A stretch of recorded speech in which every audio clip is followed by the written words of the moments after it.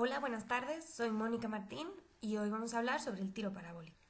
El tiro parabólico consiste en el desplazamiento realizado por un objeto cuya trayectoria describe una parábola, como podemos ver en el dibujo. Se puede ejemplificar con la trayectoria de un proyectil que se mueve en un medio que no ofrece resistencia al avance, por lo tanto la fuerza de rozamiento es nula y que está condicionado por la gravedad. Es un ejemplo de un movimiento realizado por un objeto en dos dimensiones o sobre un plano. Algunos ejemplos de tiro parabólico son, por ejemplo, un tiro a canasta de una pelota y un disparo de un cañón. El tiro parabólico, a priori, puede parecer un movimiento complejo y podéis tener ganas de pegaros un tiro, pero dejadlo para más adelante porque, como dice la Biblia, cosas peores vendrán, y además más adelante ya lo sabréis caracterizar. Vamos a ver cómo este tipo de movimiento no es tan difícil.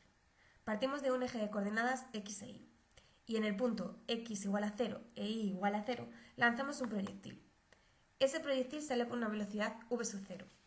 Esa velocidad forma un ángulo θ con la horizontal. Esa velocidad, a su vez, se puede descomponer en dos velocidades. Una velocidad v sub 0x en el eje x y una velocidad v sub 0y en el eje y. Ayudándonos de la trigonometría, nos acordamos que el coseno de θ es igual al cateto contiguo partido por la hipotenusa. Por lo tanto, v sub 0 de x será igual a v sub 0 por el coseno de θ. De la misma manera, el seno de θ es igual al cateto opuesto partido por la hipotenusa. Por lo tanto, v sub 0 va a ser igual a v sub 0 por el seno de θ. ¿Qué ocurre en el eje x? En el eje x no hay aceleración, por tanto la aceleración es cero. Por lo tanto la velocidad es constante. Se corresponde con un movimiento rectilíneo uniformemente acelerado. La velocidad, en este caso, no depende del tiempo. Como vemos, la velocidad es igual en cualquier punto de la trayectoria. En el eje x, como ya hemos dicho antes, la aceleración es igual a cero. La aceleración se define como la derivada de la velocidad en x partido por la derivada del tiempo. Si deshacemos esta derivada y hacemos integrales, ¿qué nos va a quedar? Que v en cualquier x es igual a v en x sub 0.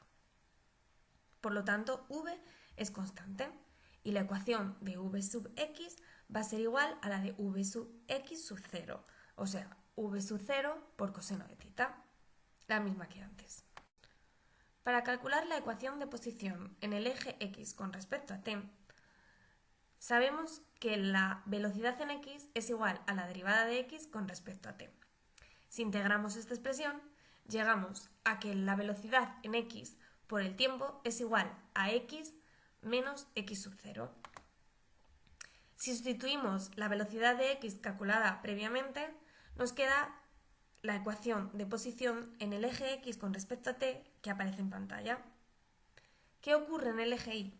En el eje y existe una aceleración constante, que se corresponde con la aceleración de la gravedad.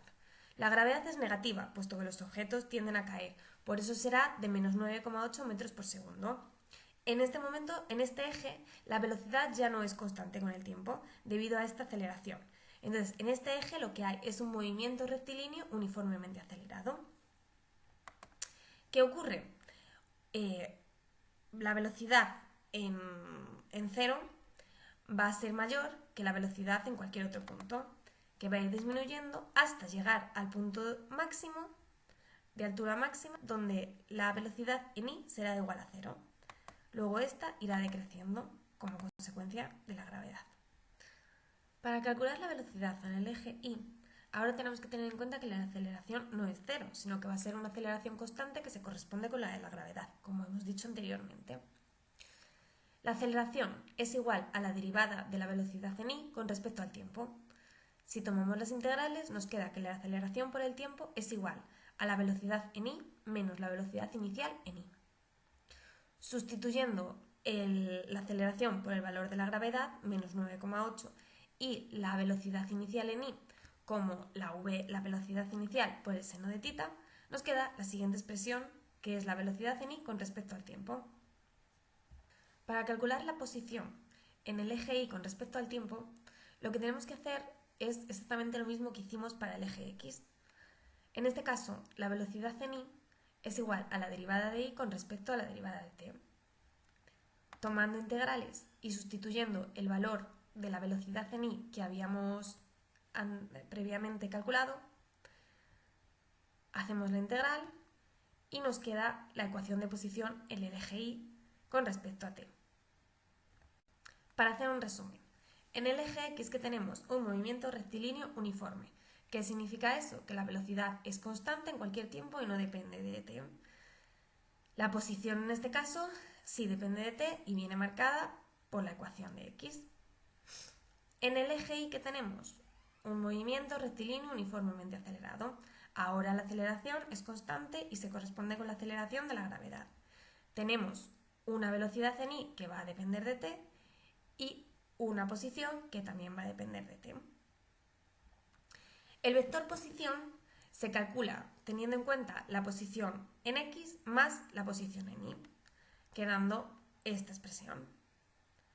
El vector velocidad, de la misma manera, también se puede calcular con la velocidad en x sumando la velocidad en y y multiplicándola por el vector y por el vector j. Para calcular la trayectoria que sigue el proyectil, es decir, su ecuación de trayectoria, podemos combinar las ecuaciones de posición anteriores para eliminar la t, suponiendo que en x sub 0 es igual a 0. De esta manera, cogiendo la ecuación de posición de x en t, podemos despejar la t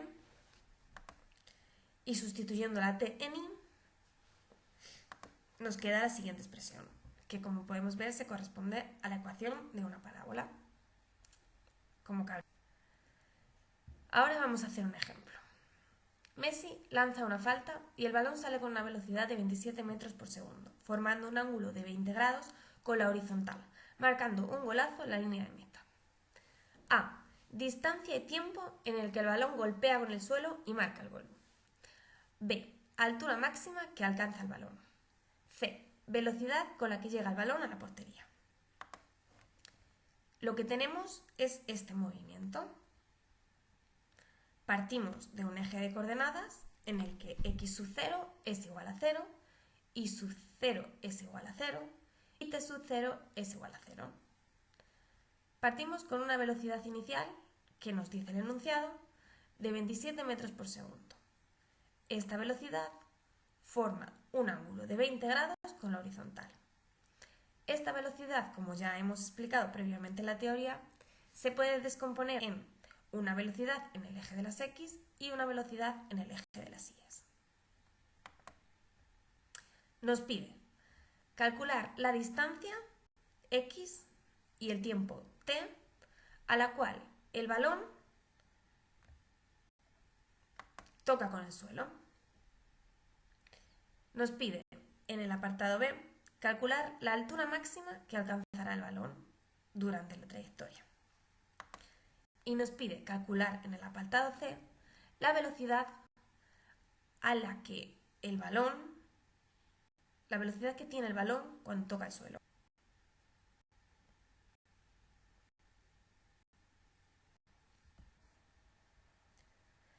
Vamos a comenzar con el apartado A. Nos pide la distancia, que también se conoce como alcance, y el tiempo en el que el balón golpea el suelo. O sea, nos pide esta t y esta x. Sabemos que cuando el balón golpea el suelo, y es igual a 0. Por lo tanto, si nos vamos a la ecuación de posición de y con respecto al tiempo, y sustituimos, y sería 0, y sub 0 sería 0, v sub 0 serían 27, seno de tita serían 20, t menos 4,9 por tiempo al cuadrado. De aquí podemos despejar el tiempo. Nos sale un tiempo 0. Efectivamente, este tiempo se corresponde con el tiempo al inicio, porque al inicio x, o sea, y también es 0. Y luego, despejando el tiempo, nos sale otro tiempo que es de 1,88 segundos, que es el tiempo que tarda la pelota en alcanzar el suelo. Si ahora nos vamos a la ecuación de posición en el eje X y sustituimos este tiempo, obtendremos que X, o sea, la distancia a ese tiempo, es igual a X inicial, que es 0, más la velocidad inicial, que son 27, por el coseno de θ, que es 20, por 1,88, que es el tiempo que acabamos de calcular ahora. X en ese tiempo será igual a 47,70 metros. Por lo tanto, la distancia a la que el balón golpea el suelo son 47,7 metros. En B, ¿qué nos pide? Calcular la altura máxima que alcanza el balón. Muy bien. Para ello sabemos que a la altura máxima la velocidad en i va a ser 0, porque a partir de ahí la velocidad empieza a decrecer como consecuencia de la aceleración negativa de la gravedad. Entonces, si nos vamos a la ecuación de la velocidad en i, podemos despejar el tiempo al cual alcanza esa altura máxima.